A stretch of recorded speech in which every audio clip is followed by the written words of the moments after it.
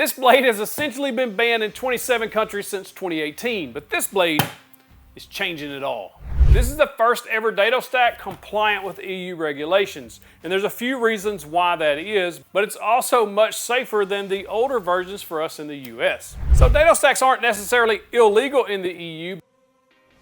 I don't really know what that means. But they are being heavily regulated, so you really can't use these legally.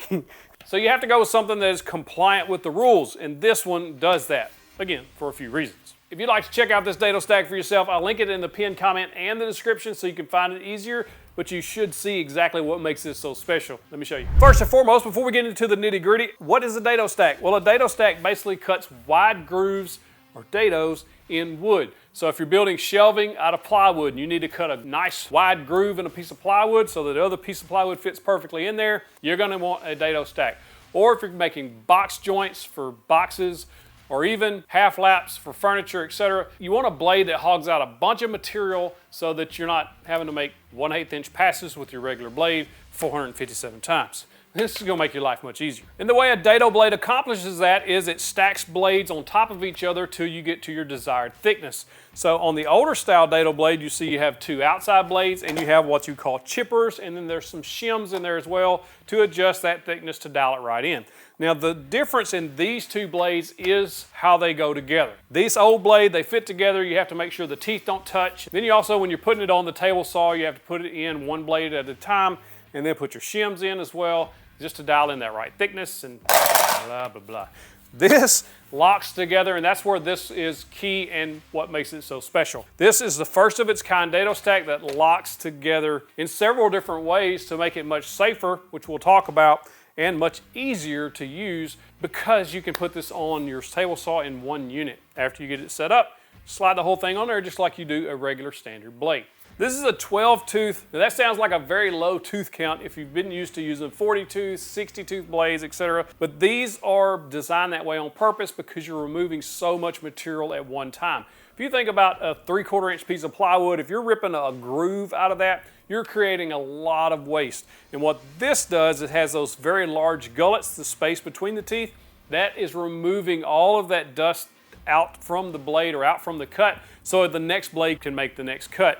As it's spinning, it's removing a lot of material, and that's why you want a lower tooth count dado stack. Now you can get them in a few other tooth counts, but I like this 12 tooth. Now why was this old style blade not compliant in the EU? Well, there's a few reasons. One, there's a certain amount of time they want these to spin down, and based on the mass you have, there's a lot of spinning metal there. These are a little scary when you first get a dado blade and you turn it on, you hear that hum. It's intimidating. And then the first time you start making a cut with that, and you know that there's a big old wide blade under there, it's more than intimidating. It's a little scary the first time. But if used properly, these are as safe as a blade can be. Another reason why these old style blades are not compliant in the EU is the fact that the chippers can move independently of the outside blades. And what that does is if you hit something hard, say a saw stop brake or even a piece of metal or anything else that may be in the wood somewhere for whatever reason, and the outside blades come to a stop, the inside blades can still, the chippers can still spin, and if those spin far enough and hard enough, they can literally hit the other teeth on the blade, and then that carbide starts flying off of there as shrapnel. If you think like a grenade throws shrapnel out. Guts. Grenade! Get back! Basically what you've just created is a bunch of shrapnel flying off your saw, and it's not gonna be a good day for you. The CMT blade fixes that because of its unique design. And I had the opportunity to speak to the creator of this blade through Mike Taylor at TayTools.com. I sent him some questions via email and he sent them back. One of the questions I had was, what makes this so different? And what he said was this was a unique body design and never before seen locking spacers.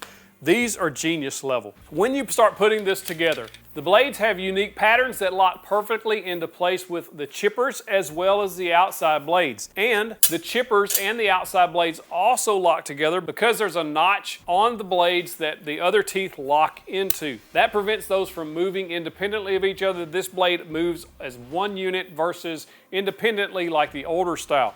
That's what makes this EU compliant, is that this whole thing locks together and you don't have to worry about this thing spinning out of control. If you hit something, it's all gonna stop as one unit. Now this CMT blade will cut as thin as 15/64 of an inch. Yeah, you metric people can make fun of us. All the way up to 13/16 of an inch. This has a really nice adjustable cutting capacity depending on what you want to cut. This also includes a very handy chart on the back that will stay with your blade case so you don't have to worry about losing it. But on the back, it tells you exactly how many shims, how many blades you're going to need for each thickness of the cut.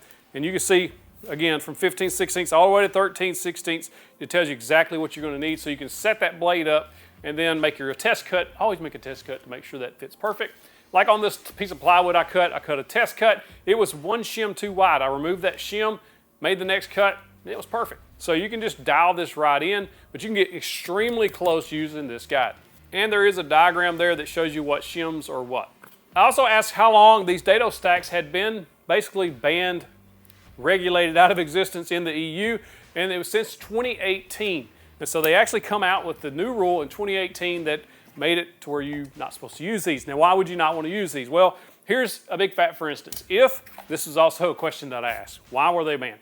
If say a job site, so if you're a contractor and you're using one of these older style blades on a job site and something happens to where someone gets injured because the carbide flew off of there because they hit something hard, guess who's going to be liable because they bought a dado stack that is not in compliance with the regulation. So essentially you're using regulations to get rid of or ban products. And that's what happened with the regular dado stacks. Well now, because these lock together, they don't have to worry about that and they're in compliance. The designer of this blade also said that it took about a year to come up with this, design it, test it, before they were able to send it to market. I've always been curious, why orange? Why orange? So you see CMT orange tools. It's basically like if you think of a DeWalt yellow, Milwaukee red, Woodpecker's red. They're designed that way on purpose as a trademark basically for their company so that when you see the orange blade, you know it's CMT orange. It also serves several interesting purposes. The orange is a Technopolymer PTFE spray applied finish to this blade. And what that does is it prevents corrosion. It also prevents things to sticking to it, so like glues, etc. And interesting to me, it dissipates or helps to dissipate heat. And what that means is it's going to make your blades last longer because heat is the enemy of sharpness on blades. And if you can dissipate that heat, these will last much longer versus blades that don't have the coating. Before we cover the rest of this blade, if you're in the woodworking business or you're thinking about starting your own woodworking business and you want to help jumpstart that, I created a free masterclass to help you out. All you have to do is check the link in the description. It tells you the steps I took from going 4 months behind on my mortgage to a profitable business. Check it out, link in the description and the pinned comment. One thing to note about dado stacks is you need another throat plate that, because when you raise this up, you're going to cut your old one. Or if you have one specifically for dados, which is what I do, that's going to make your life better because you'll ruin the other throat plate on your table saw because this is much wider than your standard table saw blade. And when you set these up, it's simple because you know that both of these orange blades go on the outside and then you use however many chippers you need on the inside with the shims so you know that you get it right every single time. So I made some grooves in this plywood just using this dado stack once I got it set up. I made one cut as basically my test cut. I thought I had it pretty close, and I did. I had it pretty close. I did want it a little tighter, so I removed one shim, as you see here, and then I got the fit that I wanted.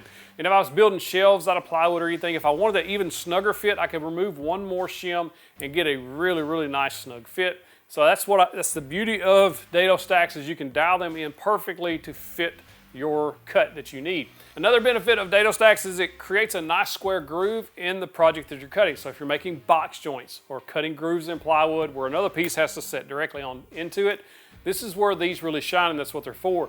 Now there's a reason why they do that. If you look at the teeth on this blade, you'll notice that some are angled kind of in toward the blade and then the other ones are flat. The ones going in cut right up into the corners of your groove.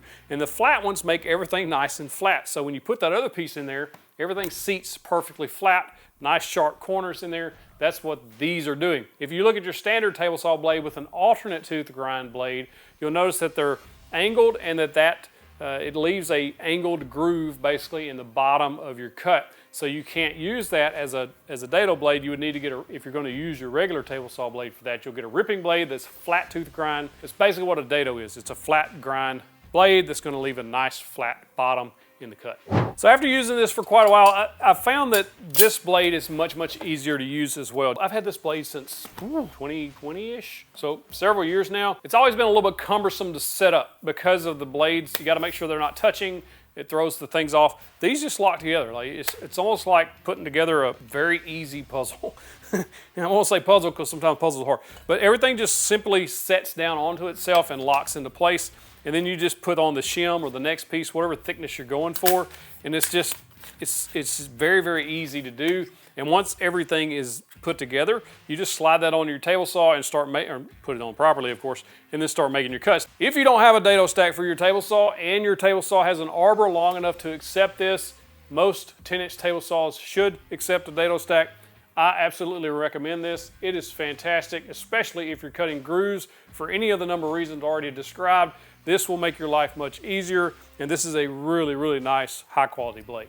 This was sent over to me for review by Mike Taylor at TayTools.com, friend of the channel. If you've never shopped at TayTools, go check them out. Nice family-owned business right there in the USA. Thank you, Mike. Hey, watch that video right there. 99% of the beginners don't know the table saw mistakes that they're making. Clicking that box gets you the big old virtual fist bump. Thanks for watching.